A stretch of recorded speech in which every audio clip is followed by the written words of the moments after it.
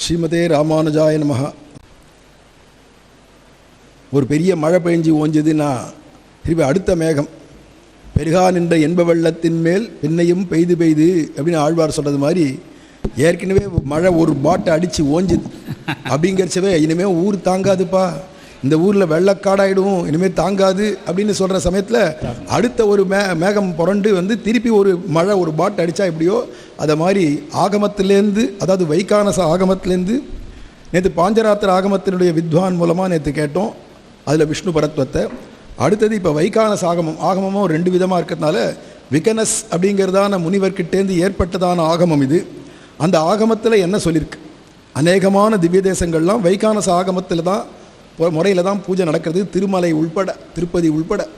அப்பேற்பட்டதான வைகானச ஆகமத்தில் என்ன சொல்லியிருக்கு பகவத் தத்துவத்தை பற்றி அப்படிங்கிறத, சங்கேந்தி அப்படிங்கிறது அவருடைய ஊர், அதில் டாக்டர் எஸ் முத்து அப்படின்னு முத்து பட்டாச்சாரியார்னு அவருக்கு திருநாமம். இந்த சுவாமி மதுராந்தகத்தில் இருக்கக்கூடிய ஸ்ரீ அகோபிலமோட சம்ஸ்கிருத கல்லூரி தான் நியாய சிரோமணி படித்து தேர்ச்சி அடைஞ்சார். அதுக்கு அடுத்தது ராமகிருஷ்ணா மிஷன் விவேகானந்தா கல்லூரியில் சம்ஸ்கிருத மொழியில் எம்ஏ எம்ஃபில் போன்ற பட்டங்களை முடித்து பிறகு பிஹெச்டி உள்பட பூர்த்தியாக டாக்டரேட் பட்டம் உள்பட வாங்கினவர் சுவாமி. இதுக்கு மேலே இவர் அண்ணா பல்கலைக்கழகத்தில் ஆங்கிலம் மற்றும் சமூகவியலில் பிஎட் பட்டமும் வாங்கியிருக்கார். நூலக அறிவியலில் முதுகலை பட்டமும் பெற்றவர். இவர் வைகானச ஆகமத்தினுடையதான வெள்ளிப்பதக்கங்கள் பல பெற்றிருக்கார். ஸ்ரீ வைகானச பகவத் சாஸ்திர பிரவீணர், ஸ்ரீ வைகானச குலாலங்கார, ஸ்ரீ வைகானச தேவ யஜன சாம்ராட், வைகானச குலபதி, சம்பிரோக்ஷண சர்வசாதகம், ஸ்ரீ வைகானச செம்மல், ஸ்ரீ வைகானச பகவத் சாஸ்திர வித்வான் சாம்ராட், ஞான சார்வபௌமர் போன்ற பல பட்டங்கள் விருதுகள் அவருக்கு கொடுக்கப்பட்டிருக்கு. ஆச்சரியமான விஷயம் இதெல்லாம். இதை தவிர கிரந்த எழுத்துக்களில் பல துறைகளில் திறன் கொண்டவர். தஞ்சாவூர் சரஸ்வதி மகாலில் நூலகத்தில் கிரந்த கையெழுத்து பிரதிவாசிப்பு மற்றும் நூலகப் பொருள்களை பாதுகாத்தல் போன்றதான கிரந்தங்களை சம்ரக்ஷணம் பண்ணக்கூடியவராகும். ராமாயண மகாபாரதத்தில் சில முக்கிய அம்சங்களோ திருப்பாவை, சுதர்சன பிரபாவம், ஸ்ரீ சுக்தம், லக்ஷ்மி நாராயண பிரபாவம், சம்ஸ்கிருதத்தில் காளிதாசர், யோகத்தினுடைய முக்கியத்துவம், ஸ்ரீ வைகானசம் விஷ்ணுபலி, யோகத்தினுடைய முக்கியத்துவம் போன்ற பல கருத்தரங்குகளில் மாநாடுகளில் பங்கெடுத்து கட்டுரைகள் சமர்ப்பித்திருக்கார். திருமலை ஆஸ்தான மண்டபத்தில் திருமலை தேவஸ்தானத்தினுடைய ஆதரவில் எஸ்விடிஎஸ்வி சபா மூலம் வைகானச ஆகமம் தொடர்பான தலைப்புகளில் பல உபன்யாசங்களை பண்ணியிருக்கார்.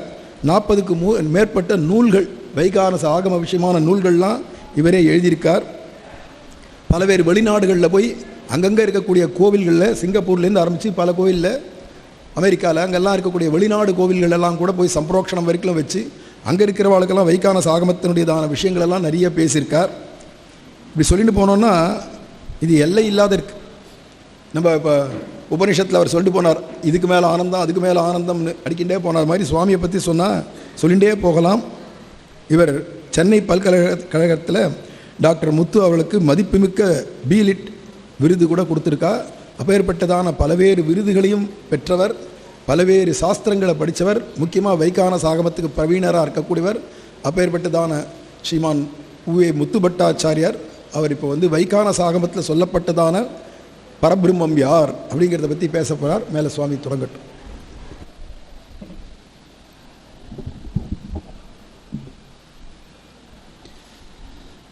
நாராயணம் சகமலம் சகலாமரேந்திரம் வைகானசம் மம குரும் நிகமாகமேந்திரம் பிருக்வத்ரிகாஷ்யபமரீச்சி முகான் முனீந்திரான் சர்வானஹம் குலகுருன் பிரணமாமி மூர்த்னா. மிருதுஹிருதயே தயே மிருதிதகா மஹிதே மஹிதே திருத விபுதே புதேஷு விததாத் மதுரே மதுரே விருடகிரி சர்வபௌமதயிதே மஜிதே மஹதீம் பவுக நிதே நிதேஹி பவமூலஹராம் லஹரீம். त्वं पञ्चरात्रिकनयेन पृथग्धितेन वैखानसे निजपता नियदाधिकाराः संज्ञाविशेषनियमेन समर्चयन्तः प्रीत्यानयन्ति बलवन्ति दिनानि धन्याः. त्वत्प्रेयसश्रवणयोरमृतायमानां तुल्यां त्वदीयमणिनूपुरसिञ्चितानां गोदे त्वमेव जननी त्वदभीष्टवार्हां வாச்சம் பிரசன்ன மதுராம் மம சம்விதேஹி திசந்து மே தேவ சதத்வதீயாः தஜாதரங்கானுச்சரக்கடாக்ஷாः ஸ்ரோத்ரேஷு பும்சாம் அமிர்தம் க்ஷரந்தீம் சரஸ்வதீம் சம்ஸ்ரிதகாமதேனும் பிரஸ்துதேசம் நமஸ்கிருத்ய ஷௌரீபுத்திரம் நமாம்யஹம் கோபாலபுத்திரம் பிதரம் நமாமி ச புனః புனः. நமஸ்ஸதஸே நமஸ்ஸதஸஹ பதயே. ஆச்சரியமான சந்நிவேசம். திருமாலிருஞ்சோலை கோமடம் ஸ்ரீமான் ஸ்ரீவுவே புகுந்தாச்சார சுவாமியுடையதான ஷஷ்டி பூர்த்தியினுடையதான அங்கமாக ஞான எழுச்சி மாநாடு. ஞானம்ங்கிற சப்தத்துக்கு தர்க்கசாஸ்திரத்தில் சொன்னார், சர்வ வியவகார ஹேத்து ஞானம்னு சொன்னார்.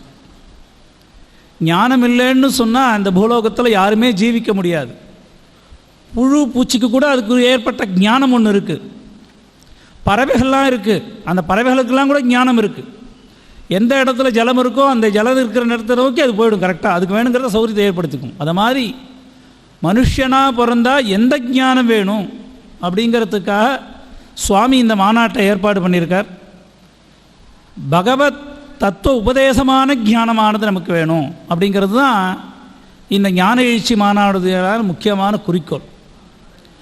அதில் பற்பல சாஸ்திரங்களில் எல்லா விஷயத்தையும் கோர்த்து உங்களுக்கெல்லாம் தரணும், எல்லாரும் தெரிஞ்சுக்கணும் அப்படிங்கிறதுக்காக வைகானச பகவத் சாஸ்திரத்தில் எந்த மாதிரியான விஷயங்கள்லாம் எம்பெருமானை பற்றி சொல்லியிருக்கு அப்படிங்கிறத இங்கே சொல்லணும்னு சுவாமியினுடையதான ஆக்ஞை. அதை பிரகாரம் இந்த இடத்துல எம்பெருமானானவன் இந்த சம்சாரமானது முடிவுற்று எல்லாம் ஜலமயமாக ஆகி எம்பெருமான் மறுபடியும் அவதாரம் பண்ணணும் பூலோகத்தில் அப்படின்னு ஆசைப்படுறார்.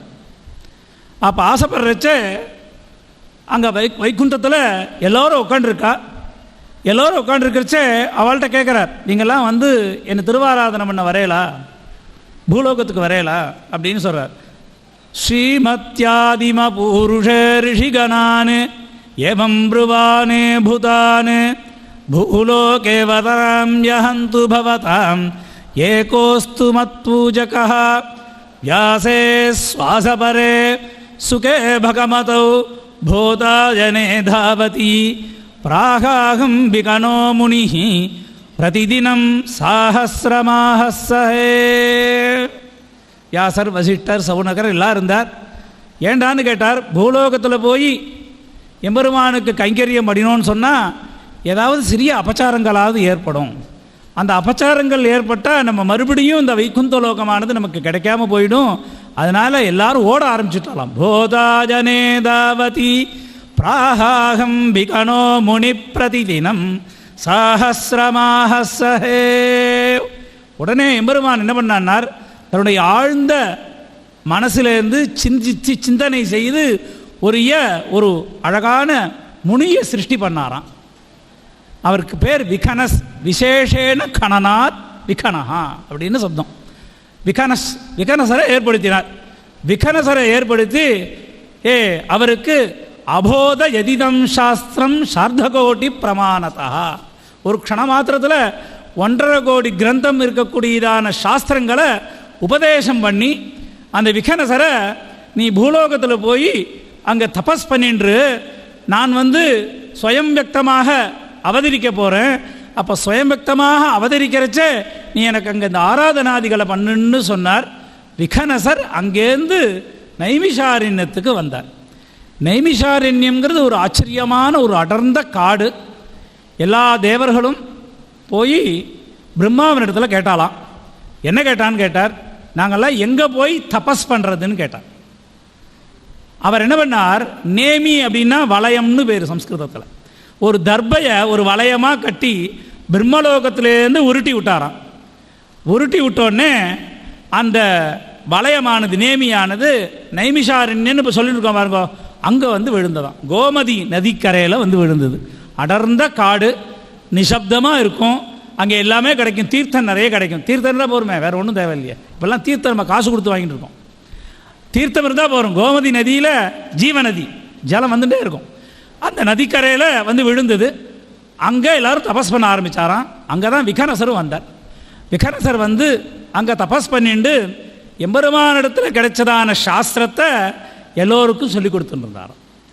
சொல்லிக் கொடுத்துட்டு கிடைச்ச அந்த விகனசரானவர் பதரி க்ஷேத்திரத்தில் எம்பெருமான் வந்தோடனே எம்பெருமானுக்கு திருவாராதனம் பண்ணுவதற்காக பதரிகாசிரமம் சென்று திருவாராதனம் பண்ணினார், எல்லோருக்கும் சொல்லிக் கொடுத்தார். அப்படிங்கிறது விகனச உற்பத்தி சரித்திரம். இது விகனசரானவர் எப்படா இருக்காருன்னு சொன்னார், நாராஜனஸ்ய யஸ்யாத்மா விகனா இதி வர்த்ததே வேத வேதாந்த தத்வஜ்ஞம் தம் வந்தே விகனோ முனிம் ஸ்ரவணே ஸ்ராவணே ஸ்ரவணே ஸ்ராவணே சுக்ல பூர்ணிமா சோமவாசரே சிம்மலக்னேன சம்யுக்தே பஜேனைமி சமாதரம் கமண்டலு கடாப்ஜாம் வை பிரம்ம ரிஷிகணசேவிதம் துளசி பத்மமாலாபிஹி தபசா சசுரோவிதம் பாரமாத்மீகமந்திரஜம் விகனோ முனிமாஸ்ரயே. எம்பெருமானிடத்திலேருந்தே விகனசர் அவதாரம் பண்ணத்தினால அவருக்கு 4 கைகள். அதனால தான் விகனசருக்கு சங்கு சக்கரம் உண்டு, வரத அபயம் உண்டு. எப்போ அவர் விகனசர் எம்பெருமான் இல்லைன்னு தெரிஞ்சுக்கலான்னார், அவருக்கு ஸ்ரீவத்ச லக்ஷ்மி ஒருத்தர் இருக்காது. அதுதான் விகனசர் இருக்கார். 4 சதுர்பாகுவோடு இருக்கார், உட்காண்டிருக்கார், சிம்மாசனத்தில் உட்காண்டிருக்கார், இல்லை அந்த மான் ஆசனத்தில் உட்காண்டிருக்கார். எப்படா விகனசரா இல்லை இவர் எம்பெருமானான்னு தெரிஞ்சுக்கிறான்னார், எம்பெருமானுக்கு ஸ்ரீவத்ச லக்ஷ்மி உண்டு, இவருக்கு கிடையாது. வைகானச சாஸ்திரமானது சொல்லித்து, வைகானசம் மகாசாஸ்திரம் சர்வவேதேஷு உத்ருதம் சர்வவேதார்த்த சாரபூதம் அப்ரதர்க்கியம் அனிந்திதம் வைதிகைஹி உபசேவிதம் விஷ்ணோஹோ ஆராதனம் சர்வபூத ஹிதார்த்தாய சாப்தம் பிரமாணம் அவலம்பிய விஷ்ணுனா விகனசா உக்தம். சாப்தபோதம் பிரமாணம் அவலம்பியன்னு சொல்லிட்டார். என்னக்கா சாப்தபோதம்னா எதுக்குடா சப்தத்தை பிரதானமாக கூடது என்னன்னா வேதசாஸ்திரம்னு சொல்லிட்டு. சாப்தபோதங்கிறது வேதம். வேதம் இல்லாமல் நம்ம எதையுமே பண்ண முடியாது. வைகானசத்தில் வேதம் தான் முழுக்க முழுக்க எடுத்திருக்கார். எதை எடுத்தாலும் மந்திரம். வைகானசாலாம் என்னால் யாரான்னு கேட்டார். எப்பொழுதும் வேதத்தை சொல்லிகிட்டே இருக்கிறவன். எம்பெருமானுக்கு உபச்சாரம் பண்ணுமா, வேத மந்திரம் சொல்லி தான் உபச்சாரம். த்ரீணிபத இது அர்க்யம் திருத்தேவ இது பாத்தியம் சன்னோதேவி ரீதி ஆச்சமனீயம். எதை எடுத்துனாலும் மந்திரம். மந்திரம் சொல்லாமல் எம்பெருமானுக்கு உபச்சாரம் பண்ணவே முடியாது. அப்படிப்பட்டதான உயர்ந்ததான சாஸ்திரம் வைகானச மகாசாஸ்திரம். அனிந்திதம் வைதிகைஹி உபசேவிதம்னு சொன்னார். வேதத்தை பிரமாணமாக இருக்கிறதுனால வைதிகால்னா அந்த சாஸ்திரத்தை விடாமல் பிடிச்சிட்டு இருக்கலாம். வைதிகைஹி உபசேவிதம் விஷ்ணோஹ ஆராதனம் சர்வபூத ஹிதார்த்தாய. விஷ்ணுவை எதுக்கு ஆராதனை பண்ணணும்னு கேட்டார். நீ போய் இப்போ ரங்கநாதாச்சார சுவாமி சாதிச்சார், நிறைய சாஸ்திரம் படிக்கணும், விசாரம் பண்ணிகிட்டே இருக்குனார். நீ எந்த விசாரமும் பண்ண வேண்டாம், எம்பெருமானுக்கு கைங்கரியம் பண்ணு, உனக்கு முக்தி கிடைச்சிடும். சாப்த பிரமாணம் வேதம் சொல்லித்து. சரி சொன்னார், வேதத்தில் எங்கே சுவாமி சொல்லியிருக்கு விஷ்ணுவை அர்ச்சனை பண்ணியிருக்கு, அர்ச்சனை பண்ண சொல்லி எங்கே சொல்லியிருந்தார்? விஷ்ணுவை எங்கேயும் சொல்லவே கிடையாதுன்னு சொல்ல முடியாது. ஒரே ஒரு இடத்துல சொல்லியிருக்கு ரிக்வேதத்தில், பிரபப்பாந்த மந்தசே தியாதசே மகேசூராஜ விஷ்ணவே சார்ச்சத அப்படின்னு சொல்லிட்டார்.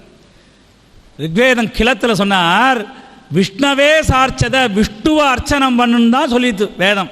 வேறு தேவதையெல்லாம் நீ வந்து ஏதாவது சாதாரணமாக வச்சுக்கோ, விஷ்ணுவை நீ அர்ச்சனம் பண்ணினால உனக்கு எல்லாம் கிடைக்கும்னார்.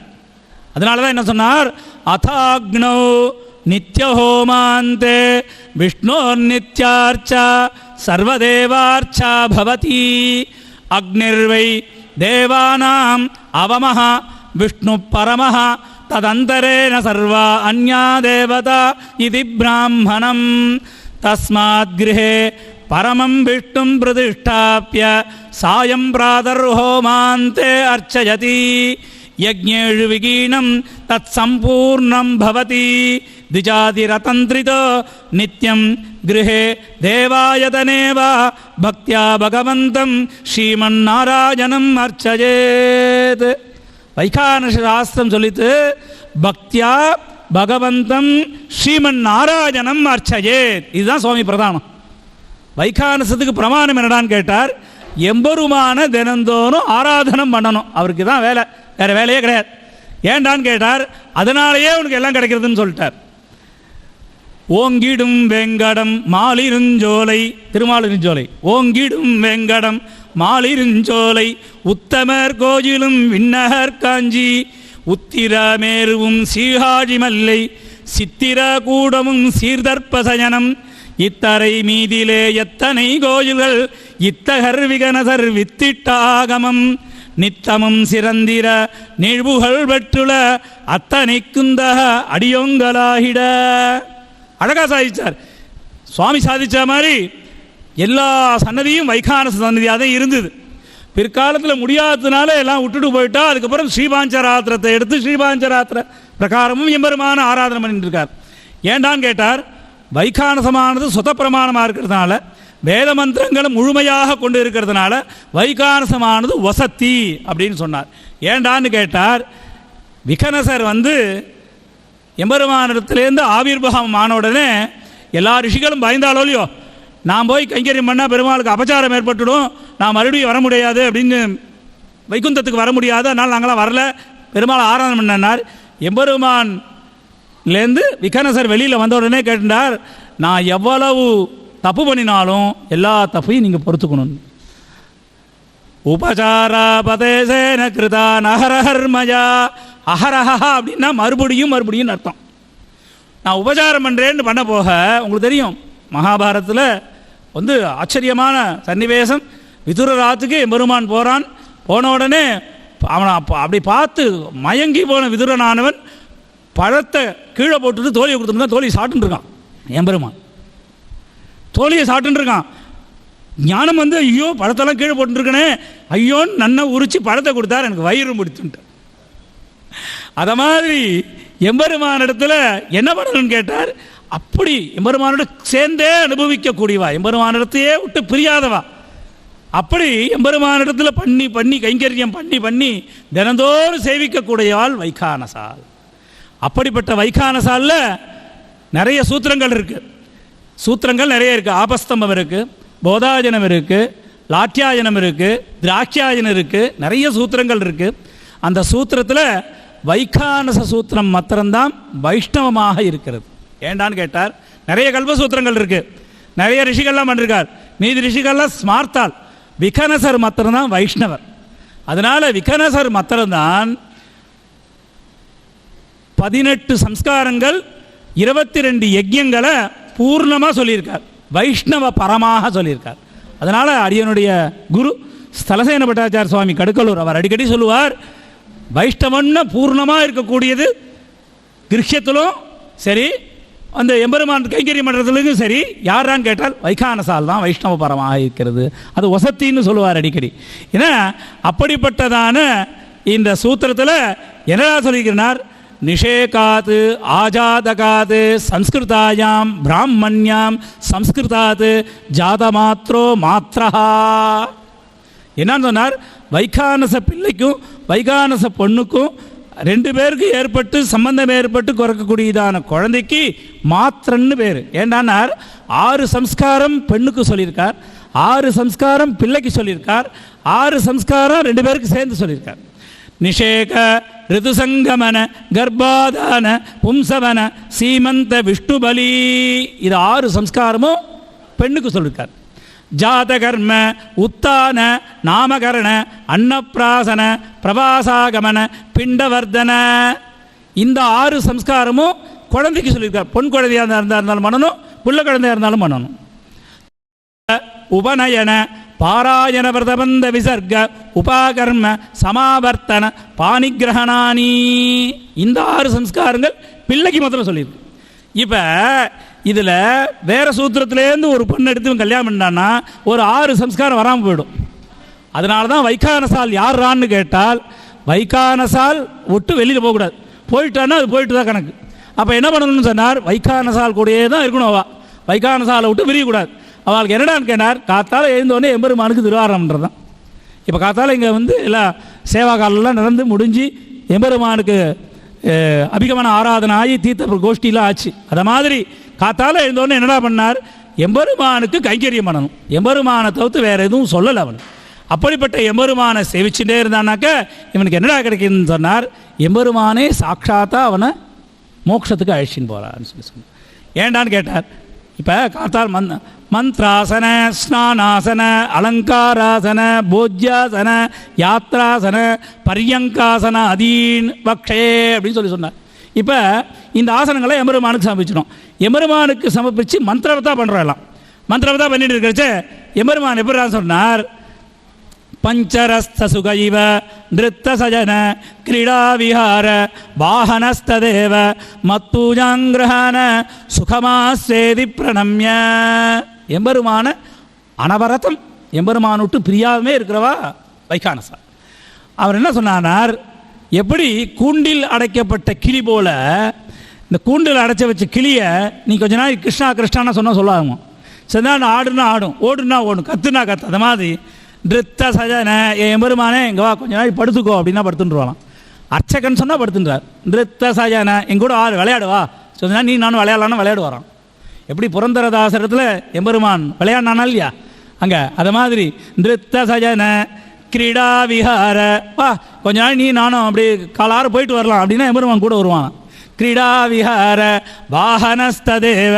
இன்றைக்கி நான் உனக்கு பிரம்மோத்சவம் பண்ணுறேன், காஞ்சிபுரத்தில் பிரம்மோத்சவம் நடந்துருக்கு. இந்த வாகனத்தில் யானை வாகனத்தில் கொஞ்சம் நாள் ஏழிக்கோ, ஹம்ச வாகனத்தில் சொன்னால் இருப்பான். வாகனஸ்தயன கிரீடா விகார வாகனஸ்த நிருத்தசஜன கிரீடா விகார வாகனஸ்ததேவ மத்பூஜாங்கிரஹான. எம்பெருமானே நான் இன்னைக்கு சமர்ப்பிக்கிறேன் உனக்கு இந்த அமுதை நீ எடுத்துக்கோ அப்படின்னா எடுத்துப்பாரான். யாரா எடுத்துப்பார்னு சொல்லி யார் சொன்னால் எடுத்துப்பார்னார், அர்ச்சகரை சொன்னால் எடுத்துப்பார். நீ சொல்லலாம் அவர் எடுத்துப்பார், பார்த்துட்டே இருப்பார். யாரா பிரதானமாக இருந்தார், தாந்தோன்றி மலைன்னு ஒரு ஊர். தாந்தோன்றி மலைங்கிற அந்த ஊரில் பெருமாள் இப்படி குனிஞ்சுட்டு தான் இருப்பார். ஏண்டா குனிஞ்சுட்டு இருக்காருன்னு கேட்டாராம். அந்த ஒரு பையன் தினந்தோறும் மாடு மேய்க்க போயின்னு இருப்பான், கோபாலகன். அந்த மாடு மேய்க்க போகிறச்சே இந்த சாத்தை கொண்டு போய் கொடுப்பா மத்தியானம் சாப்பிட்றதுக்கு. அந்த மலைக்கிட்ட கொண்டு போய் இந்த சாத்தை வச்சு பெருமாளே சாப்பிடியே பெருமாளே சாப்பிடியே பெருமாளே சாப்பிடுன்னு சொல்லிட்டே இருப்பானான். சொல்லிட்டே இருப்பான். பெருமாள் சாப்பிட ஓன்னு அழுவானான். அதுதானே சரி பெருமாள் வருவார் சாப்பிடுவார். அவன் 2 பேரும் அவன் சாப்பிட்டு 2 பேரும் உட்காந்து சாப்பிட்டுட்டு கிளம்பி வருவான். ஒரு நாள் கொஞ்சம் தான் கொடுத்து விட்டா.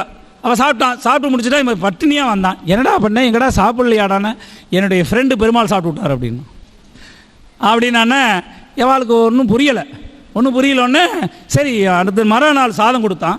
சாதம் கொடுத்தோடனே அவன் அம்மா சாதம் கொடுத்து அனுப்புகிறான். இவன் பசுமாட்டெல்லாம் ஓட்டிட்டு போகிறான். அந்த மலைக்கு ஓட்டிட்டு போய் அந்த பாறை கிட்ட கொண்டு போய் வச்சான். வச்சோடனே நண்பா வா நண்பா வா மித்ரா வா சாப்பிடுன்னா இப்போ பின்னாடியிலேருந்து பார்த்துட்டு இருக்காரு, வரவே இல்லை. ஓன்னு அழ ஆரம்பிச்சுட்டான். ஓன்னு 1 மணி நேரமாக அழுதுட்டு இருக்கான். அழுதுட்டு வந்து பெருமாள் வந்து இப்படி குனிஞ்சார். அங்கேருந்து பாட்ட என் பெருமானேன்னு கத்தினா அப்படியே நின்றுட்டார் பெருமாள். அதனால தான் பெருமாள் இப்படி குடிஞ்சிருப்பார் பாருங்க. நீங்கள் இப்போ தாந்தோணி மலை வைகானசம் ஆகமம் தான் நடக்கிறது. தாந்தோணி மலைன்னு கரூர் பக்கத்தில் இருக்குது. பெருமாள் போய் பாருங்க இப்படி குடிஞ்சிருப்பார். ஏன்டா சாப்பிடலான்னு ஆரம்பித்தானா அவள் பார்த்துட்டானா அப்படியே நின்றுட்டார். ஏமா நீ வந்துட்ட, என்னுடைய பெருமாள் வந்து சாப்பிடாமல் போயிட்டான், நீ பெரிய பாவம்னா இனிமேல் எனக்கு இந்த வேலையே வேண்டாம் போ, நீ ஒன்று சாதமே வேண்டாம் போ அப்படின்னு சொல்லிட்டானான். அதை மாதிரி எம்பெருமானிடத்தில் அபரிமிதமான பக்தியை உடையவர்கள் வைகானசர்கள். எப்படி நான் கேட்டார், வைகானசாலாம் கர்ப்ப வைஷ்ணவாள்னு பேர். விஷ்ணுபலின்னு ஒரு சம்ஸ்காரம் பண்ணுறேன் அவளுக்கு. வைகானசாலுக்கு விஷ்ணுபலிங்கிற சம்ஸ்காரம். என்னடான்னு கேட்டார், கேசவாதி துவாதச நாமத்தினால கூர்ச்சத்தை சேர்த்து அந்த கூர்ச்சத்தில் எம்பெருமான ஆவாகனம் பண்ணி அந்த எம்பெருமானுக்கு பாயசத்தை கண்டருளை பண்ணி அந்த பாயசத்தை நிவேதனம் பண்ணி அந்த பாயசத்தை யஜ்யம் பண்ணி அந்த மீதி இருக்கிற பாயசத்தை அந்த கர்ப்பமாக இருக்கக்கூடிய தன்னுடைய மனைவிக்கு அந்த சம்ஸ்காரம் பண்ணவன் கொடுத்துட்டான்னா அந்த வைஷ்ணவத்துவமானது சித்திக்கிறதுன்னு சொன்னார். அதில் விஷ்ணுபலிங்கிற சம்ஸ்காரமானது வைகானசாலுக்கு பிரத்யேகமாக ஏற்பட்டதான ஒரு சம்ஸ்காரம். அதனால் இந்த விஷ்ணுபலி சம்ஸ்காரத்தினாலே இவாளுக்கு கர்ப்ப வைஷ்ணவாள்னு பேர். கர்ப்ப வைஷ்ணவாள் யாரா கர்ப்ப வைஷ்ணவம், கர்ப்பத்திலே வைஷ்ணவான ஆரவன் யாரானார், வைகானசன். சரி, ஒரு கர்ப்பத்துக்கும் இது சம்ஸ்காரம் பண்ணுமானார், கிடையாதுன்னு சொல்லிட்டார். ஒரு சம்ஸ்காரத்தில் முதல் கர்ப்பத்தில் பண்ணி இந்த பாயசத்தை சாப்பிட்டான்னா அது ரத்தமாக மாறி வைஷ்ணவத்துவம் சித்திக்கிறதுனால அதுக்கப்புறம் அவளுக்கு எத்தனை குழந்தைகள் பிறந்தாலும் அவள் கர்ப்ப வைஷ்ணவாள்னு பேர். வைகானசாலுக்கு கர்ப்ப வைஷ்ணவாள்னு பேர். கர்ப்ப வைஷ்ணவம் வந்ததுனால அவனுக்கு 8 வயசு ஆகிடுதுன்னா உபநயனம் பண்ணி சம்ஸ்காரங்கள் பண்ணி உபநயனம் பண்ணி அவனுக்கு மந்திரோபதேசம் பண்ணி அஷ்டாட்சரம் துவயம் துவாதசாட்சரம் உபதேசம் பண்ணான்னா எம்பெருமானுக்கு உடனே கைங்கரியம் பண்ணக்கூடியதான சக்தி அவனுக்கு கிடைச்சிருது. அவளுக்கு பஞ்சசம்ஸ்காரம் கிடையாது. தாபம் புன்றம் ததா நாம மந்த்ரோ யஜ்ஞச்ச பஞ்சமஹா அப்படின்னு சொல்லக்கூடியதான இந்த தாப சம்ஸ்காரம் அவளுக்கு கர்ப்பத்திலேயே ஆயுறது. அதனால் அவள் கர்ப்ப வைஷ்ணவாள். அதனால் வைகானச ஆகமம் எதிர அவசத்தினார் கர்ப்ப வைஷ்ணவனாக இருக்கிறவா எம்பெருமானுக்கு கைங்கரியம் பண்ணணும். அப்படி கைங்கரியம் பண்ணினாக்க என்ன கிடைக்கும்னு கேட்டார். இஹலோகே சிரமனுபூய தேகாவசானே சத்யா சங்கஜக்ரதர ஷியாமலங்க சதுர்புஜோ பூத்வா ககனே கருடாரூட சர்வதேவ நமஸ்கிருத அரவிமண்டலம் பித்வா தஸ்யோபரி சந்திரமண்டலம் தியாயன் கதிமார்கேன சர்வான் லோகான் அதீத்ய சத்யஸ்தம் சத்யலோகே பிரதிஷ்டிதம் அநாதி ஜகத்பீஜம் அசேஷ விசேஷம் நித்யானந்தம் அமிர்தரசபானவத் சர்வதா திருப்திகரம் புனः ஆவிருத்திரகிதம் சாஸ்வதம் பரம் ஜோதி பிரவிசதி இது விஜ்ஞாயதே.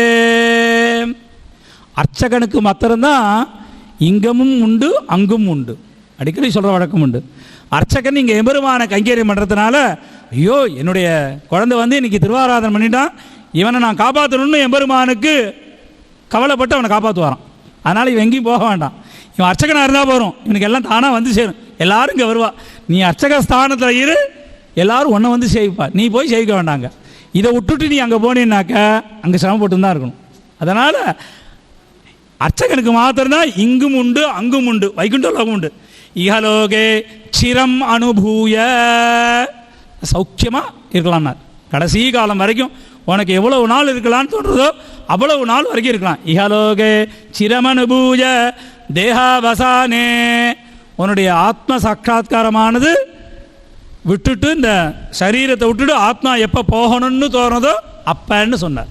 ஏன்னு கேட்டார், ஒரு மனுஷனுக்கும் தன்னுடைய ஆத்மாவை எம்பெருமானத்தில் கொண்டு போய் சமர்ப்பிக்கக்கூடியதான கடமை இருக்கு. ஏன்டா இந்த பூலோகத்தில் எல்லாரும் கஷ்டப்படுறான்னு கேட்டார். நீங்கள் நிறைய பொருளுக்குலாம் கஷ்டப்படுறீங்க, அதெல்லாம் ஒரு ஓரமாக வைங்கோ, பொருளாக ஒரு மூலையில் இருக்கட்டும், எதுக்குடா கஷ்டப்படுறோன்னு சொல்லி கேட்டார்.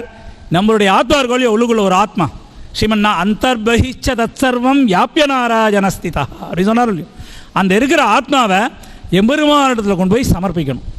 அதுக்கு தான் பரசமர்ப்பணம்னா சொல்கிறார். எம்பெருமானத்தில் கொண்டு போய் சமர்ப்பிக்கிறது பரசமர்ப்பணம், ஆச்சாரியின் மூலமாக கொண்டு போய் சமர்ப்பிக்கணும். அது ஒரு தூத்தருடையதான கடமை. அதை அந்த கடமையிலேருந்து நம்ம நழுவக்கூடாது, நழுவாமல் இருக்கணும். அப்போ அந்த சமர்ப்பிக்கக்கூடியதான விதமானது ரொம்ப சுலபமாக இந்த அர்ச்சா மார்க்கத்து மூலியமாக பண்ணிடலாம். ஏண்டான்னு கேட்டால், அர்ச்சா எம்பெருமானுடையதான பிரசாதத்தான் தினம் சாப்பிட்டுட்டே இருக்கணுங்கிற, வேறு எதுவும் சாப்பிடவே கூடாது. கிராமதேவார்ச்சனாயாந்து கிரகதேவார்ச்சனம் பவேத் கிராமதேவே கிளிபூதே கிரகதேவோபி நிஷ்பலம் மூலநாசேது விருக்ஷஸ்ய சேச்சனே கிம்பலம் பவேத். அந்த காலத்தில் பெரியவாள்லாம் இருக்கா, பெரியவா இருந்தோடனே கிராமத்தில் இருக்க தேவதை வந்து சேவிச்சுட்டு போகணும். அங்கே திருவாராயணம் தான் ஆற்றுல திருவாராயணம் பண்ணி சாப்பிடணும்னு சொன்னார். எங்கள் தோப்பினாலாம் நன்னா ஞாபகம் இருக்கு, பெருமாள் திருவாராயணம் பண்ணிட்டு வாடா ஆற்றுல திருவாராயணம் பண்ணணும் அப்படிம்பார். இங்கே பூலோக வைகுண்டம், பூலோக வைகுண்டத்தில் இன்றைக்கி ஒரு சுவாமியினுடையதான மகோத்சவத்தில் இருக்கோன்னு சொல்லி சொன்னோன்னாக்க நம்மளாம் பெரிய பாக்கியம். ஒரு சின்ன விஷயம் சொல்லுவா, அந்த காலத்தில் நான் இன்றைக்கி ஸ்ரீரங்கம் சேவிக்க போகிறேன், ஸ்ரீரங்கத்தில் போய் நம்பெருமாளை சேவிச்சுட்டு வரேன், பிராட்டியை சேவிச்சுட்டு வரேன் அப்படின்னு சொல்லி கிளம்புனானா ஒரு சிஷ்யன். சரிடா இருடா இன்றைக்கி நீ முக்கியமான விஷயம் சொல்லணும்னு பார்த்துட்டு இருக்கேன் அப்படின்னு சொன்னாரான். இல்லை நான் சேவிக்க போகிறேன்னு 4 தினம் சேவிச்சுட்டான். எப்போ சேவிச்சுட்டானோ அவனை உடனே ரட்சணம் பண்ண வேண்டியது. சரி நீ போய் ஸ்ரீரங்கத்தில் போய் எம்பெருமானை சேவிச்சுட்டு வா. சேவிச்சுட்டு வரச்சே காவிலேருந்து ஒரு புடி மணல் எடுத்துன்னு வானார். ஒரு புடி மணல் எடுத்துன்னு வானான்னா இவன் ஞாபகம், ஏன்னாங்க இவர் டெஸ்ட் பண்ணுறாருன்றான்னு இவனுக்கு சந்தேகம்.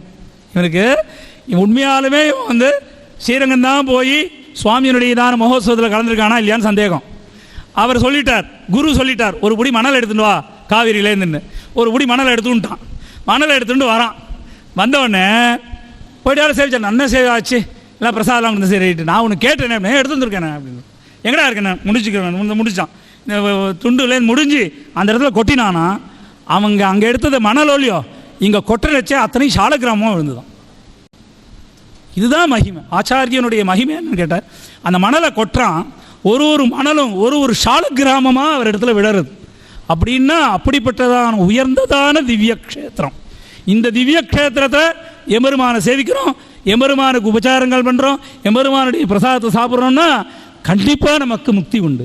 தேகாவசானே சத்யா, உடனே இந்த அச்சாவதாரத்தை சேவிக்கிறதுனாலையும் அச்சாவதாரத்தில் எம்பெருமானுக்கு கைங்கரியம் பண்ணுறதுனாலையும் என்னடா கிடைக்கின்றார், அவன் உடனே 4 கை வந்துடுறான்.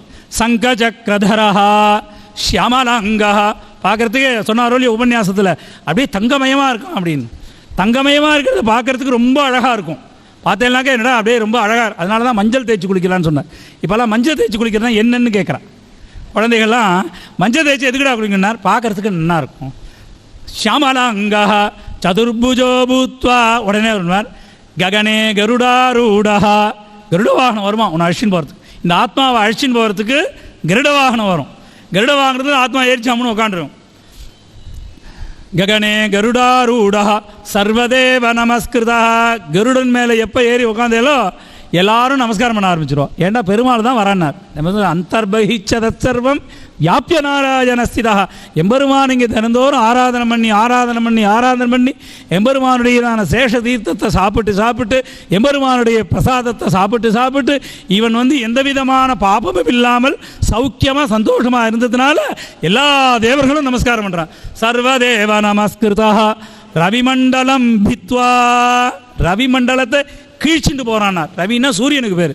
சூரியன் நம்மளை தகிக்கணும். ஆக்சுவலாக சூரியனானவன் தகிக்கணும், நம்ம போக முடியாது அதில். ஆனால் எம்பெருமானுக்கு பண்ணப்பட்டதான கைங்கரியத்தினால, ஸ்ரீமன் நாராயணனுக்கு பண்ணப்பட்ட கைங்கரியத்தினால ரவிமண்டலம் பித்வா, ரவிமண்டலத்தை இந்த ஆத்மா கீழ்ச்சிட்டு போகிறதான். ரவிமண்டலம் பித்வா தஸ்யோபரி சந்திரமண்டலம் தியாயன், சந்திரமண்டலத்துக்கு போய் கதிமார்கேன சர்வான் லோகான் அதீத்ய, எல்லா லோகத்தையும் கடந்து சத்யஸ்தம் சத்யலோக பிரதிஷ்டிதம், வைகுந்தத்தை தாண்டி சத்தியலோகம் இருக்குது. வைகுந்தங்கிறது ஒரு லெவல், அதுக்கு மேலே சத்தியலோகம் இருக்குது. சத்தியலோகத்தில் எம்பெருமான் சௌக்கியமாக இருக்கக்கூடியவன், அதை விட்டு யாரும் அசைக்க முடியாது. சத்யஸ்தம் சத்யலோக பிரதிஷ்டிதம் அநாதி ஜெகத்பீஜம் அசேஷ விசேஷம், அனாதியாக இருக்கக்கூடியதாயும் இந்த ஜகத்துக்கு பீஜ காரணமாக விதையாக இருக்கக்கூடியதான எம்பெருமானுடையதான லோகம். அநாதி ஜெகத்பீஜம் அசேஷ விசேஷம், அங்கே கிடைக்காதே ஒன்றும் கிடையாது சுவாமின்னார். கேட்டார் நையாயிக சாஸ்திரத்தில் மோட்சம்னா என்னடான்னு கேட்டார். மோட்சம்னாக்க அங்கே போனால் பாஷாண ஸ்திதின்னு சொன்னார். அங்கே சுகமும் கிடையாது துக்கமும் கிடையாது. மோட்சம்னா பாஷாண ஸ்திதி, ஒரு கல் எப்படி இருக்குமோ அது மாதிரி இருக்கலாம். மறுபடியும் வீர ஒன்றும் தெரியாது, அங்கே சுகமும் கிடையாது துக்கமும் கிடையாது. அதனால தான் நம்மாழ்வார் சொன்னார், எனக்கு வைகுண்டம் வேண்டாம், எனக்கு பூலோகத்துக்கு அனுப்பிச்சிடும், இங்கே ஒன்றுமே இல்லை, எம்பெருமானை அனுபவிக்கணும். நான் போய் பூலோகத்தில் கஷ்டப்பட்டு நீ கஷ்டத்தை கொடுக்கணும், நான் உன்கிட்ட பிரார்த்தனை பண்ணணும், அந்த கஷ்டம் போகணும், நான் மறுபடியும் உன்னை அனுபவிக்கணும், உன்னுடைய பிரசாதத்தை சாப்பிடணும், நான் அனுபவிக்கணும், என்னை விட்டுடும், என்னை பூலோகத்துக்கு போகிறேன்னு சொல்லிட்டு. அதை மாதிரி என்னதான் சொல்லி கேட்டார், அசேஷ விசேஷம் நித்யானந்தம். அங்கே போனோன்னே நித்திய ஆனந்தம் தான், எம்பெருமான சேவிச்சுனே இருக்கலான்னு வைகுண்ட கத்தியம் ஸ்ரீரங்க கத்தியத்தில் சொல்கிறார். எம்பெருமானார் சொல்கிறார், என்ன ஆச்சரியமாக சொல்கிறார், வைகுண்டம்னா என்ன இருக்குது, வைகுண்ட கத்தியத்தை நீங்கள் படிக்கணும். எப்படி அழகான மணிமண்டபம், அழகான தோரணங்கள், அழகான வாசனைகள், என்ன ஒரு பிரம்மானந்தம். நித்யானந்தம் அமிர்த ரசபானவது சர்வதா திருப்திகரம் புனः ஆவிருத்தி ரஹிதம், மறுபடியும் ந புனர்ஜாயதே அப்படின்னார். மறுபடியும் உனக்கு பிறவிங்கிறது கிடையாது. எதனால்? எம்பெருமானை அர்ச்சனம் பண்ணத்தினால, எம்பெருமானுக்கு கைங்கரியம் பண்ணத்தினால, எம்பெருமானுக்கு திருவாராதனம் பண்ணினத்தினால. அழகாக சொல்கிறார் சாஸ்திரத்தில், சுரூபாம் பிரதிமாம் விஷ்ணோ சோபனா திருஷ்டிகாரிணி மனோகரா பிரசன்னாகி மாமகி சில்பிசோதிதா ஸ்தாபகஸ்ய தபோயோக பூஜாயாச்சாதிசாயனாத் ஆபிரூப்யச்ச பிம்பச்ச சதா சந்நிஹிதோ ஹரி. எம்பெருமானுடைய திவ்யமங்கள விக்கிரகத்தை எதில் வேணால் பண்ணலான்னு சொன்னார். மரத்தினால பண்ணிக்கோ, இல்லை கல் சிலையினால் பண்ணிக்கோ, அப்படி இல்லை சொதையினால் பண்ணிக்கோ, அப்படி இல்லை பஞ்சலோக விக்கிரகங்களால் பண்ணிக்கோ. அந்த எம்பெருமானை எழுந்தருளை பண்ணி அந்த எம்பெருமானுக்கு உபச்சாரங்களை சமர்ப்பித்து அந்த எம்பெருமானுக்கு அமுது செய்வித்து அதுக்கப்புறம் நீ சாப்பிடுங்க, இல்லைன்னா சாப்பிடக்கூடாதுன்னு சொல்லிட்டார். அதுதான் இந்த பூலோகத்துக்கு பிறந்ததுக்கு அடையாளம். அப்படி பண்ணினேனாக்க உனக்கு இந்த பூலோகத்தில் எல்லாமே கிடைக்கும். அப்படி பண்ணலைன்னா கிடைக்காதன்னார். கிடைக்காது, நீ ரொம்ப சிரமப்படணும்னு சொன்னார். நீ கஷ்டப்பட்டுட்டே இருக்கணும். ஆழ்வார்கள் எல்லாம் அனுபவித்தார்கள். எங்கே வேணும், எங்கு உளன் கண்ணன், எங்கு முளன் கண்ணன் கேட்குறான். ஒரே ஒரு வார்த்தை கேட்டான், எங்கு உளன் கண்ணன் இரண்டு கேட்டான். ஒரே ஒரு எழுத்து தான் சேர்ந்தான், எங்கும் உளன் கண்ணன். அவன் கேட்குறான், இரண்டு கேட்டான், எங்கு உளன் கண்ணன் கேட்டான். ஒரே ஒரு இம்மு தான் சேர்த்துனான் பிரகலாதன், எங்கும் உளன் கண்ணன். ஆச்சரியமான ஆழ்வார்கள் அனுபவிக்காததான் ஒரு எம்பெருமான் கிடையவே கிடையாது. எங்கே வேணால் போய்க்குங்கோ, எங்கே போனாலும் சரி நம்மளுடையதான சத்சம்பிரதாயத்தில் இருக்கக்கூடியதான விஷயங்களை, சத்சம்பிரதாயத்தில் இருக்கக்கூடியதான ஒரு விஷயத்தை ரொம்ப சுலபமாக நமக்கு எடுத்து கொடுத்தவர்கள் நம்ம ஆழ்வார் ஆச்சாரியர்கள். அந்த ஆழ்வார் ஆச்சாரியர்கள் கூறியதான அந்த சம்பிரதாயத்தில் நம்மெல்லாம் இன்னைக்கு இவ்வளவு தூரம் இருந்துட்டு மேலும் மேலும் இந்த விஷயங்கள்லாம் நம்ம அனுபவிச்சுட்டு இருக்கோம்னா நமக்கு ஒரு பெரிய பாக்கியம். இந்த பாக்கியத்தை விட நமக்கு வேறு ஆச்சாரியன் வேறு என்ன கொடுக்க போகிறார்? அப்படிப்பட்டதான பாக்கியத்தில் ஸ்ரீ வைகானச பகவத் சாஸ்திரம் அப்படிங்கிறது ரொம்ப உயர்ந்தது. அதில் பூர்ணமாக இருக்கக்கூடியதான கிருஷ்ய கர்மாக்களும் வைதிக கர்மாக்களும் மேற்கொண்டு எம்பெருமான் திருவாராதனமும் முழுக்க வேதத்தை அனுசரித்தே இருக்கிறதுனால இந்த சாஸ்திரத்தை நம்ம முழுமையாக தெரிஞ்சதுனால வைகானசம் சர்வசாஸ்திரசாரபூதம். வைகானச சாஸ்திரத்தை தெரிஞ்சாலே போகிறோம், எல்லா சாஸ்திரத்தினுடைய சாரமும் இதில் இருக்கின்றது. குஹ்யதரம் சதுர்வேதோத்பவைஹி மந்திரைஹி சதுராசிரமினாம் அனுஷ்டேயம் பிரம்ம க்ஷத்ரிய வைஷ்ய சூத்ரன். அது மாதிரி எல்லாருமே இதை அனுஷ்டானம் பண்ணலான்னு சொன்னார். அனுஷ்டானம் பண்ணலான்னா அனுஷ்டானம் பண்ணுறவா பண்ணணும், அதை நீங்கள் அனுபவிக்கணும். அதனால் இது நீங்கள் இருக்கக்கூடிய கிரகஸ்தாசிரமம் சன்னியாசாசிரமம் சொன்னார். ஏன்னா சொன்னார், வைகானச ஆசிரமத்தில் மாத்திரம்தான் இந்த சன்னியாசாசிரம ஸ்வீகரணம் எப்படின்னு சொல்லியிருக்கு. வானப்பிரஸ்த தர்மம் நமக்கே தான் உண்டு, வழியாக வந்ததோர் பரம்பரை நமக்கு, வள்ளல் கீதாச்சாரியனே முதல் நமக்கு அப்படின்னு சொல்லியிருக்கார். அதனால் இந்த நம்ம வானப்பிரஸ்தாசிரமத்தை விகனசர் சொல்லியிருக்கார் தன்னுடைய கிருஷ்ய சூத்திரத்தில். அந்த வானப்பிரஸ்தாசிரமம் விகனசர் சொன்ன பிரகாரம் தான் இன்றைக்கி எல்லோரும் இந்த வானப்பிரஸ்தாசிரமத்தை எடுத்துட்டு 4வது ஆசிரமத்தை ஸ்வீகரிக்கிறார். அதனால் பிரம்மச்சாரியாக இருந்தாலும் சரி, கிரகஸ்தனாக இருந்தாலும் சரி, வானப்பிரஸ்தானாக இருந்தாலும் சரி, சன்னியாசாசிரமம் இருந்தாலும் சரி, இந்த 4 ஆசிரமங்களும் இந்த வைகானசத்து பிரகாரம் அனுஷ்டானம் பண்ணலாம், எம்பெருமானை அனுபவிக்கலாம். சாதுர்வர்ணிய சமிருத்தியர்த்தம் சதுராஷ்டிரம சித்திதம் சாதுர்வர்ணிய சாதனாய சத்வாரஹ ஆம்னாய வதந்தி. 4 வேதங்களும் இதை பரிபூர்ணமாக இந்த வைகானச சாஸ்திரத்தை முழுமையாக சொல்லப்பட்டு இருக்கின்றது. மேலும் ஏதானே புண்ணியானே சௌமியானே சதுர்விதானே விஷ்ணோ அர்ச்சனா விதீனு எஸ்து ப்ரூயாத். இந்த அழகான புண்ணியமான சௌமியமான இந்த விஷ்ணு ஆராதன விஷயத்தை யார் சொல்கிறாலோ, எஸ்து ஸ்ராவஜேத் யார் கேட்கிறார்களோ, எப்படேத் யார் படிக்கிறார்களோ, எஸ்து கர்த்தா யார் இந்த மாதிரி கேட்கும்படியாக சுவாமி மாதிரி பண்ணுகிறார்களோ, காரயிதாச்ச பிரேரயிதாச்ச செய்யும்படியாக சொல்கிறார்களோ, அனுமோதிதாச்ச யார் அனுமானம் பண்ணுறார்களோ அவர்கள் எல்லோரும் சர்வேச்ச விஷ்ணு சாயுஜ்யமாப்னுவந்தி ந புனர்ஜாயத்தே. இவர்கள் எல்லோரும் இந்த விஷ்ணுவை அடைகிறார்கள், விஷ்ணுனுடையதான சாம்ராஜ்யத்தை அடைகிறார்கள்ங்கிறது இந்த வைகானச மகாசாஸ்திரமானது ரொம்ப ஆச்சரியமாக விஷ்ணுவை உயர்த்தி, விஷ்ணுதான் தெய்வம், அவருக்கு கீழே தான் இது வேறு எல்லோரும் அப்படிங்கிற சொல்கிறதுனால விஷ்ணுவை ஆராதனை பண்ணத்தினாலேயே நம்ம ரொம்ப சுலபமாக மோட்சத்தை அடையலாங்கிறத இந்த சாஸ்திரமானது ரொம்ப விசதமாக எடுத்துரைக்கிறது. ஒரு விஷயமாக சொல்லிட்டு போனால் கால அவகாசம் கருதி சுவாமியும் சாதித்ததுனால இப்படிப்பட்டதான ஒரு விஷயத்தை அடியனை இங்கே சொல்லும்படியாக ஆமோதித்ததற்கு நான் கிருதக்னனாக இருக்கிறேன். எப்படியும் தன்யோஸ்மி தாசோஸ்மி லக்ஷ்மி வல்லப சங்கல்ப வல்லபாய மகாத்மனே ஸ்ரீமத் விகனசே பூயான் நித்யஸ்ரீ நித்யமங்கலம். ஸ்ரீமதே ராமானுஜாய நமஹ. ஸ்மத் ஆச்சாரியன் திருவடிகளே சரணம். ரொம்ப ஆச்சரியமான வைகானச ஆகமம். ரத்தத்திலேயே அவளுக்கு பரம்பரையில் ஊறி இருக்கிறதுனாலேயே ஆராதனம் கண்ணை வீழ்ச்சி எழுந்தால் பகவானுக்கு சுப்பிரபாதத்திலேருந்து ராத்திரி பர்யந்தம் சயனோத்சவ பர்யந்தம் எம்பெருமான் எம்பெருமான் எம்பெருமானே இருந்த பரம்பரையில் வந்ததுனால விஷ்ணுதான் பரபிரம்மம் அப்படிங்கிறத காட்டிலும் விஷ்ணுவை ஆராதனம் பண்ணுறது தான் மனுஷாளுக்கு லட்சியம். அதனால எம்பெருமான ஆராதனம் பண்ணி சுலபமாக எல்லாரும் முக்தி அடையலாம், வைகுண்டம் அடையலாம் அப்படிங்கிறத சுவாமி சாதித்த அழகு.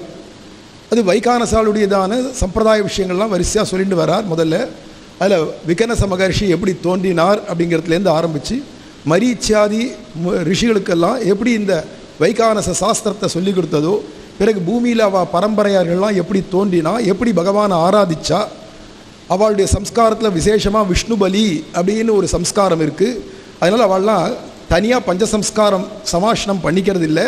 காரணம் என்னென்னா, அந்த அவள் தேவியார் அவள் கர்ப்பவதியாக இருக்கிற சமயத்திலேயே அவளுக்கு விஷ்ணு பலின்ற ஒரு சம்ஸ்காரம் பண்ணி அது மூலமாக அந்த பாயசத்தை கொடுக்கறதுனால, அதனாலேயே பகவான் உள்ள ரத்தத்திலேயே கலந்துடுறதுனால பிறக்கக்கூடிய குழந்தைகளுக்கு இயற்கையிலேயே பிறவியிலேயே கர்ப்பஸ்ரீமானா ஆகி பிறக்கிறா அப்படிங்கிற விஷயங்களை சொல்லி ஜனனமே எதுக்குடான்னா பகவத் ஆராதனத்துக்கு தான், விஷ்ணு ஆராதனம்.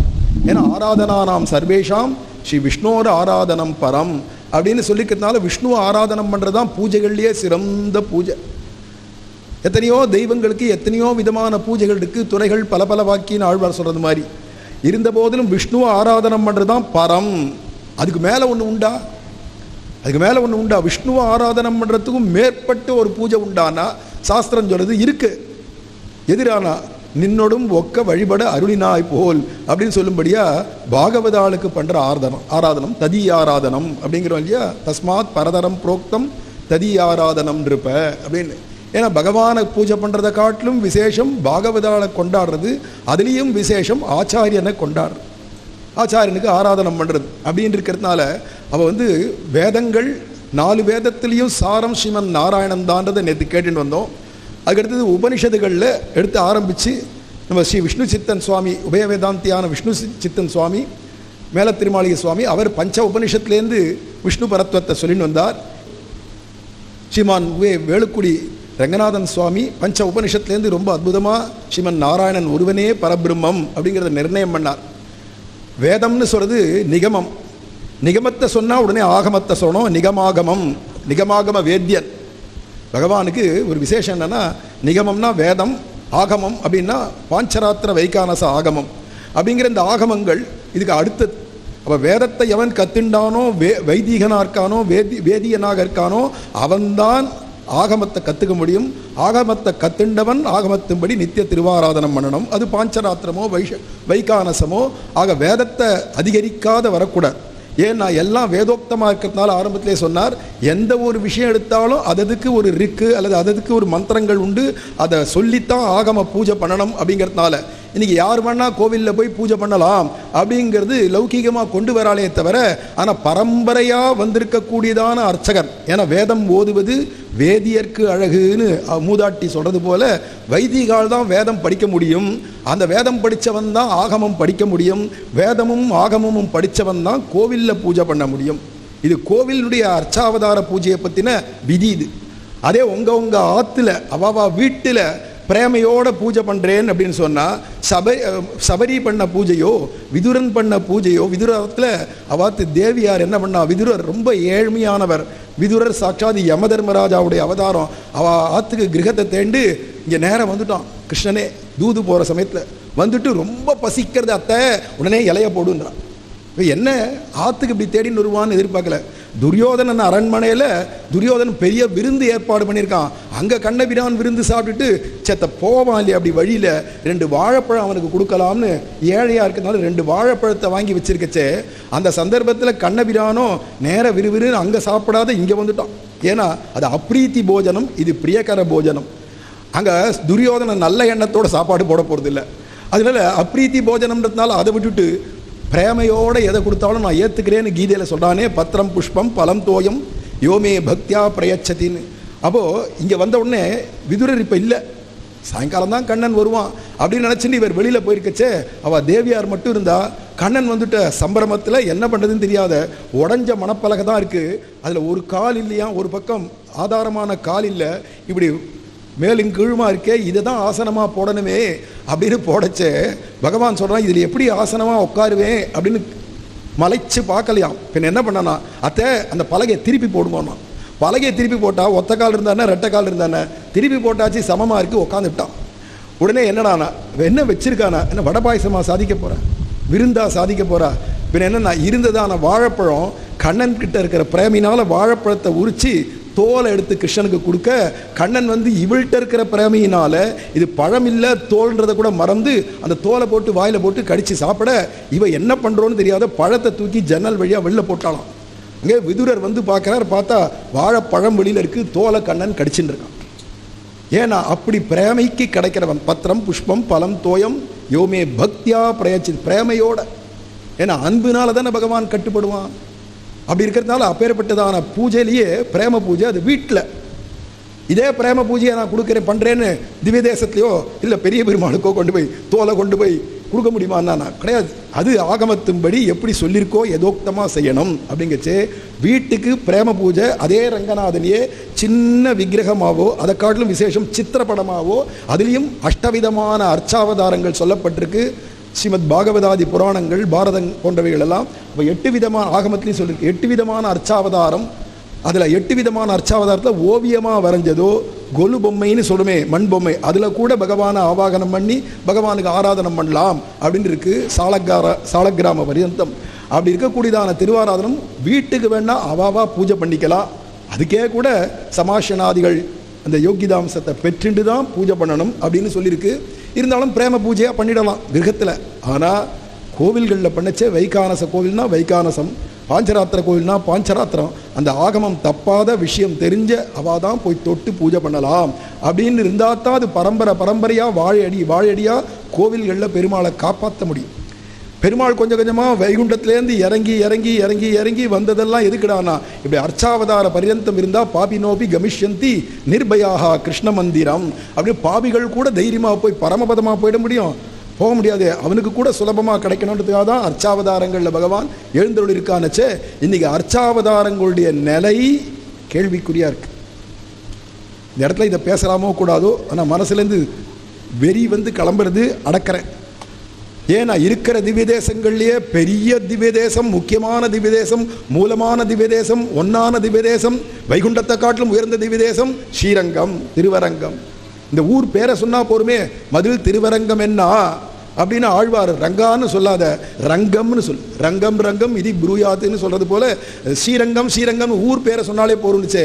அந்த ரங்கநாத பெருமாளுக்கே மூலவர் உற்சவருக்கே எத்தனையோ விதத்தில் எவ்வளவோ பிரச்சனைகள் ஏற்பட்டுருக்கு, திருமேனிலேயே பலவேறு பிரச்சனைகளை ஏற்படுத்தின்றிருக்கா அப்படிங்கிறதா இப்போ சமீப காலமாக அடியன் கேள்விப்பட்டுருக்கேன்.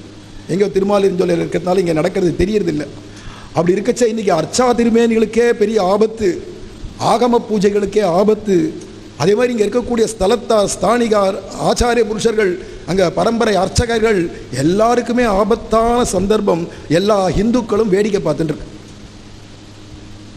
இங்கே யாரோ 4 பேர் உட்காந்து போட்டி போட்டுண்டு சண்டையை போட்டுண்டு நான் கோர்ட்டுக்கு போட்டான்னு போயிட்டு இருக்காளே தவிர, ஆனால் பரம்பரையாக என் ராமானுஜருக்கு தெரியாதா, சுவாமி மணவாள மாமனிகளுக்கு தெரியாதா, அவன் நினச்சா உள்ளே போக முடியாதா, ஜெகதாச்சாரியன் உள்ளே போக முடியாதானா, உள்ள அந்த படியை தாண்டி உள்ளே போக முடியாது, படியை தாண்டி போக முடியாது. அர்ச்சகால் ஒண்டி தான் போகலாம். அர்ச்சகோ ஹரிசாட்சாத்துன்னு இருக்கச்சே. அப்படி அர்ச்சகால் தான் போனோன்ற அந்த மரியாதை, சாஸ்திர மரியாதையை ராமானுஜரும் மீறல, சுவாமி மணவாள மாமனிகள் தேசிகர் போன்றவாளும் மீறல, எந்தவித ஆச்சாரிய புருஷாலும் மீறல. ஏன் மீறலன்னா தஸ்மாத் சாஸ்திரம் பிரமாணம் தே காரிய விவஸ்திதம். சாஸ்திரம் என்ன சொல்கிறதோ அதுதான் பிரமாணம், அதுபடி தான் நம்ம எல்லாரும் நடக்கணும். அப்படி நடந்தால்தான் நம்ம வைதிக மதம், சனாதன தர்மம் அல்லது இந்து மதம் அதில் நம்ம இருக்கிறவான்னு ஆகும். இல்லைன்னா நம்ம பாஷண்டிகள் தான். அப்புறமா சாஸ்திரம் சொல்கிறதுக்கு நமக்கு என்னென்னா பிரமாணம் இருந்தால் தான் பிரமேயம் சித்திக்கும்னு சாஸ்திரம் சொல்லுது. நீ பிரமாணம் ஆதாரமான நூல் என்ன அதை வச்சுட்டா தான் பிரமேயமான பகவானை நம்ம புரிஞ்சிக்க முடியும், அடைய முடியும். அதை அடையறவன் பிரமாதா அப்படின்னு இருக்கச்சே. அப்பேற்பட்டதான கோவில்கள்லாம் இன்றைக்கி ரொம்ப சிதிலமாகவோ, கோவில்கள்லாம் யாரும் கண்காணிப்பார் இல்லாத, முடிஞ்சால் அதில் இருக்கக்கூடியதான சொத்து பத்துகளையோ, இது தைரியமாக கல்யாண மண்டபமாக இருக்கிறதுனால சொல்கிறேன், இப்படி இருக்கக்கூடியதான இடமா இருக்கிறதுனால அங்கே எல்லாத்தையும் சொரான்றதையோ அல்லது அடியன் பார்த்ததை சொல்கிறேன். ஒரு 30 வருஷத்துக்கு முன்னாடி சீர்காழி வட்டார கோவில்கள்லாம் போய் சேவிக்க போச்சே, அந்த அர்ச்சகாலுக்கெல்லாம் சம்பளம் என்ன தெரியுமா, 30 ரூபா. அதுவும் 8 மாதமாக கவர்மெண்ட்லேருந்து சம்பளம் வரல சுவாமி, 1 வருஷமாக சம்பளம் வரல சுவாமினா. அங்கே போய் தாயாரை சேவிக்கலான்னு மாதவ பெருமாள் போன்ற பெருமாள் சன்னதியெல்லாம் போய் பார்த்தா தாயாருக்கெல்லாம் மேலாக்கெல்லாம் அங்கங்கே கிழிஞ்சி கிடக்கும். எலி கடிச்சு கிடக்கும், கரப்பாம்பூச்சி ஓடின்னு கிடக்கும். தாயார் சேவிக்கிச்சா அழுகையாக வரும். உங்கள் ஆத்து மாமியை இப்படி எல்லாம் கீழ்ச்ச புடவையை உடுத்தி நடு ரோட்டில் போடா, நிறைய பேர் பார்க்கட்டும்டான்னு விடுவியா நீ? கதறுன்னு கதறி இருக்கும்.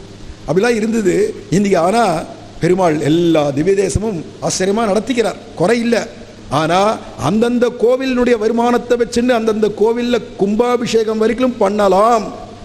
அல்லது அதே தெய்வத்தினுடைய இன்னொரு கோவிலில் வருமானம் அதிகமாக வந்தால் ஏழை கோவில்களுக்கு அதை கொடுத்து பண்ணலாம். ஆனால் இங்கே உட்காந்து கார்த்தாலேருந்து ராத்திரி வரைக்கும் விறுவிற்க எல்லாருக்கும் அர்ச்சனையை பண்ணிட்டு தீர்த்தம் கொடுத்துட்டு சடாரி சாய்ச்சிட்டு இத்தனை பேருக்கும் பண்ணக்கூடியதான அர்ச்சகாலுக்கு சம்பளம் 800 ரூபாய், 1000 ரூபாய், 2000 ரூபாய். யாராவது இன்றைக்கி 1000 2000 ரூபாய் வச்சுன்னு வாழ முடியுமா ஒரு மாதத்துக்கு? அவளுடைய நிலைமை தட்டில் நம்ம போடுறது இவாளுக்கு சேரும். அதுக்கே கண் குத்தி பாப்பானுக்கு போகிறதுடா அப்படின்றானுங்களே தவிர வைத்து எரியறது வாளுக்கு. ஆனால் உண்மையை யோசித்து பார்த்தோமானா தட்டில் போடுறவாளும் இல்லை. எல்லாம் உண்டியலில் போடுங்க. உண்டியலில் போட்டால் அவளுக்கு தான் போகுமே தவிர அந்த தெய்வத்துக்கோ தெய்வத்தினுடைய அர்ச்சகாலுக்கோ போய் சேர்றதில்லை. இவ்வளவு அவல நிலை இருக்குது. இதெல்லாம் மேலே பெருமாளுக்கே அல்லது அந்த தெய்வங்களுக்கே ஆலயத்தில் பெருமாளுக்கே உற்சவாதிகள் கூட டோனாரை வச்சு பாருங்க. இத்தனை உண்டியலில் வருது, அதை என்ன பண்ண போகிறேன்? அதெல்லாம் கிடையாது. டோனார் இதெல்லாம் ரொம்ப கேட்க யாருக்குமே இந்துக்களுக்கு உணர்ச்சி வரணும், கிளம்பணும், ரத்தம் கொதிக்கணும், எழுந்து கிளம்பணும். பெரிய பெருமாள்லேருந்து ஆரம்பித்து என்ன நடக்கிறது போய் அங்கே என்ன நடந்ததோ அதை தெரிஞ்சுக்கிறதுக்காவது ஆசைப்படணும். வெறுமனே போனோம், பெருமாளை சேவித்தோம், அர்ச்சனை பண்ணோம், 1000 10,000 கொடுத்தாலும் உள்ள குடுகுடுன்னு போயிடணும், பெருமாளை சேவிக்கணும். இப்படி ஒரு துடிப்பு இருந்து பிரயோஜனம் இல்லை. அந்த கோவிலில் ஒவ்வொரு மண்டபமும் அன்னைக்கிலேருந்து காலத்துலேருந்து இருக்கிறது அப்படியே இருக்கா, மாறாமல் இருக்கா, சம்பிரதாயப்படி இருக்கா, தூண்கள் மாற்றிட்டாளா இல்லையா? இதெல்லாம் ஒவ்வொன்றும் ஒவ்வொரு இந்துக்களும் கவனித்து உடனே அதுக்கு உரியதான ஸ்டெப் எடுக்கணும் இல்லையா? அதிலெல்லாம் உணர்ச்சியே இல்லாதிருக்குமே. ஏதோ வைகான சாகமம் பாஞ்சராத்திராகமம்னு உபன்யாசத்தில் கேட்டு ஆஹா விஷ்ணுவை தான் சொல்கிறது பரபிரம்மமா அப்படின்னு தெரிஞ்சால் மட்டும் போகாது. நித்தியம் நம்ம வீட்லேயும் பூஜை பண்ணாத சாப்பிடக்கூடாது. கோவிலில் போய் நித்தியம் தீர்த்தம் வாங்கிக்காத, சடாரி வாங்கிக்காத, துளசி வாங்கிக்காத ஒரு மனுஷன் வீட்டில் வந்து சாப்பிடக்கூடாது. கேவலா கோபவதி கேவலாதி அப்படின்னு வேத மந்திரம் சொல்லுது.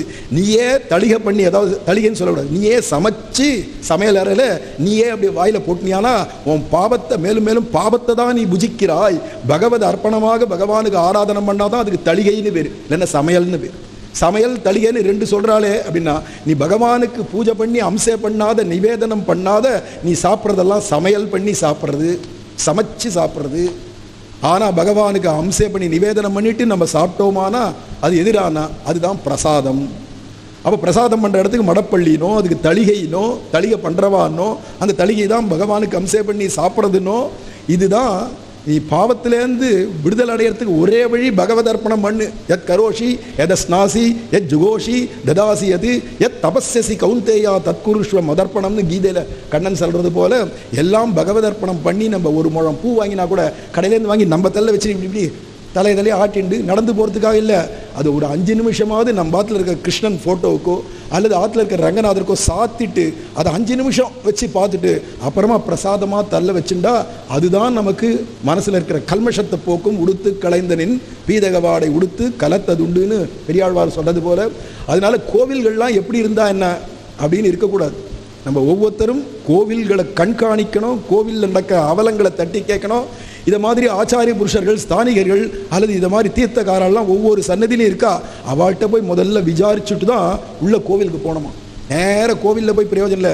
ஒவ்வொரு ஸ்தானிகால், ஒவ்வொரு ஆச்சாரிய புருஷா, ஒவ்வொரு தீர்த்தக்காரையும் போய் பார்த்து சுவாமி என்ன குறை இருக்குது, சன்னதிகளில் கைங்கரியங்களில் என்ன குறை இருக்குது, தேவரீர் திருமாளிகைகளில் என்ன குறை இருக்குது அப்படின்னு ஒவ்வொருத்தரும் விசாரித்து அவளை முன்னிட்டு தான் பெருமாட்டியே போகணும்னு வேதம் வல்லார்களை கொண்டு விண்ணோர் பெருமான் திருப்பாதம் அணிந்துன்னா அவளை முன்னிட்டுன்னா ஒவ்வொருத்தரும் போய் சுவாமி பராசரப்பட்ட சுவாமி தேவரை முன்னிட்டு தான் சொல்லி ஆழ்வார் சொல்லியிருக்கார், வாரு நீர் முன்னாடி போகும் பின்னாடி என்ன வர சேவிக்கணும் அப்படின்னு அவளை போய் சிரமப்படுத்த முடியும். ஒவ்வொருத்தருக்காக அவள் வந்துட்டு பகவானை சேவை பண்ணி வச்சுட்டா வர முடியும்னா அது அர்த்தம் இல்லை. அவள்கிட்ட போய் இந்த சந்நிதியிலையோ இந்த பெருமாளுக்கோ கைங்கரியங்கள்லையோ அவளுடைய திருமாளிகைகள்லையோ என்னென்ன சிரமங்கள் இருக்கோ அதை கேட்டு நம்மளால் இயன்ற வரைக்கும் உள்ளம் உரை செயலால் என்னென்ன செய்ய முடியுமோ அந்த கைங்கரியத்தை பண்ணுறதுக்கு நம்ம ஒவ்வொருத்தரும் கடமைப்பட்டிருக்கோம். அப்படி யார் ஒருத்தர் இதை செஞ்சுட்டு வராளோ அவனுக்கு தான் சுலபமாக இதே ஜென்மாவில் மரணமானால் வைகுந்தம் கொடுக்கும்பிரான் அப்படின்றதுனால அர்ச்சாவதாரத்தை ஆகமத்தை கேட்டுட்டு ஆகா விஷ்ணு தான் பரம்பொருளா ஆகமமே சொல்லியிருக்குன்னா அது மட்டும் தெரிஞ்சுட்டு பிரயோஜனம் இல்லை. அந்த கோவில்களில் நடக்கிறதான குற்றங்குறைகளை தட்டி கேட்கணும் அப்படின்னும் அதுக்கு குரல் கொடுக்கணும் அப்படின்னும் அவளுக்கெல்லாம் நம்ம உசாத்துணையாக இருக்கணும் ஆச்சாரிய புருஷர்களுக்கெல்லாம் அப்படிங்கிறதான் ஒவ்வொருத்தருடைய கடமையாக இருக்கணுன்றதை இங்கே விண்ணப்பிச்சுக்கிறேன். சுவாமி அதி அற்புதமாக வைகானச ஆகமத்திலேருந்து விஷயங்களை சொல்லி எப்படி எப்படிலாம் ஆராதனை பண்ணணும் அந்த விஷ்ணுவே அப்படிங்கிறதையும் சொல்லி ஆக வைகானச ஆகம சாஸ்திரம் நேற்று கேட்ட பாஞ்சராத்திர ஆகம சாஸ்திரம் 2 ஆகமங்களும் ஸ்ரீமன் நாராயணனே பரபிரம்மம் அப்படிங்கிறத நிர்ணயம் பண்ணுறதை ரொம்ப ஆச்சரியமாக சாதிச்சா. அப்பேற்பட்டதான சுவாமிக்கு எல்லாரும் தலையெல்லால் கைமாறலனே அப்படின்னு சொல்லும்படி மேலே அவருக்கு மரியாதை பண்ணலாம்.